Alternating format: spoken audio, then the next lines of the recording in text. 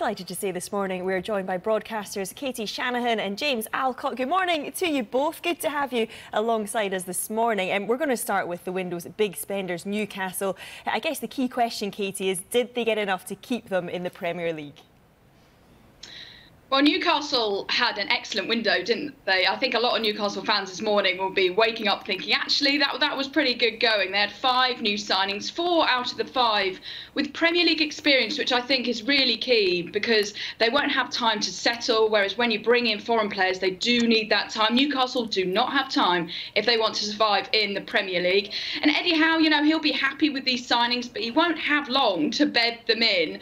So they'll need to make an impact quickly. But coming down to that Premier League experience, you know, Chris Wood, Kieran Trippier, you can see those two linking up really well in set pieces. But I think the club put themselves in a really good position to fight for this relegation battle. James, you're outnumbered. We're loving it. But as a QPR fan, you have seen firsthand, haven't you, how big spending doesn't always equal Premier League survival. Do you think Newcastle have been smart in this window? I think they've kind of had to do what they've had to do, really. I think they were in a situation where they had a squad that, in my opinion, was a championship squad, and so they needed those reinforcements. And I agree with Katie. I think the reinforcements that are there are players that are durable, have been there, kind of done it in the Premier League, and will alleviate, you would imagine, the huge concern that would have been them going down. But as you say, you never know. You know, West Ham in the past, Queen's Park Rangers, with the amount of money that they've spent as well in the past. That's the beautiful thing about sport and football, is that it is just 11 against 11. So they will have to get the points to stay up. And we're heading into silly season, which I think is great. I always love it when, you know, the Norwiches beat the Man Uniteds of this world. You know, those kind of results can happen. So they're not there yet, Newcastle. But with these signings, I think they put themselves in a really strong position. And Katie, you already touched on it earlier. How tricky do you think it will be for Eddie Howe to get this squad to gel in such a short space of time? Is he the man to do it? I think at the moment, yeah. And I think what's the good thing that's on his side is he has got a whole week. So obviously they're not in FA Cup action because, talking about silly season, you know, Cambridge United did knock Newcastle out of the FA Cup, which wasn't a fine moment for the club. But it means that they've got a week before they face Everton next Tuesday, and then they've got Aston Villa the following Saturday. So they do have a whole week. Eddie Howe has a whole week with the players, which will be massive. You know, he's got to bring in 5 new signings.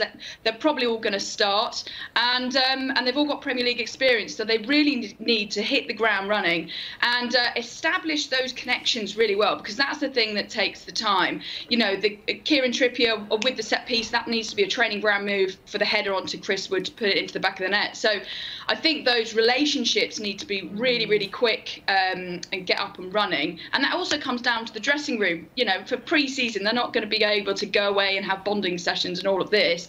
They need to just all club together, build a team, essentially, instead of a group of individuals. And, you know, he's only got a couple of months to do it. So I hope Eddie Howe is the right man to get Newcastle to stay up in the Premier League, but he's got a big job on his hands and a lot of work to do very quickly. And if they stay in the Premier League, then, James, they're going to continue paying for players, aren't they? They're going to continue bringing in players in the summer, you'd have to feel.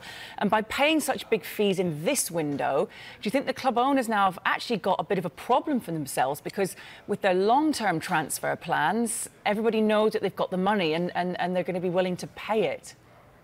Yeah, look, I think it's one of those where Newcastle United fans will want to know that this is a long-term thing. And if it is a long-term thing, the first thing that is most important is staying in the Premier League, because, as we know very well, the money that you receive in the Championship and the EFL as opposed to the money that you receive in the Premier League is so different. So the amount that they can spend each summer or each transfer window is going to be capped to a point, and that's correct. I think that needs to happen so that there isn't that overspending and that gap doesn't get bigger and bigger and bigger. But I think for the sort of long-term success of Newcastle United, they need to stay up this season, because from that point they can start to move their way up the division. And I think that sometimes we can be in a bit of a rush of, like, let's get there, as you know, let's get there now. And because they have got unlimited wealth, you could understand why some fans might want that to happen right now. But I think for the good of the game, I think it's much better that it might take a little bit longer than a lot of football fans think. And James, you touched on it there, that long-term vision. Katie, have you seen enough so far from the new owners to convince you that Newcastle will actually have the power to challenge the league's biggest teams over the next few years? I certainly think they have the potential to, yes. And Newcastle have clearly shown that they're willing to spend the money. I agree with James, though. I think it's really key that they stay up this season, especially bearing in mind, the owners want to come in, they want to start well, but, and just touching on it earlier, results like getting knocked out of the FA Cup to Cambridge United really isn't what the owners will be after. But they need to stay up in the Premier League. They've done really well in this transfer window. 5 new signings. Can't remember the last time Newcastle signed 5 good new signings.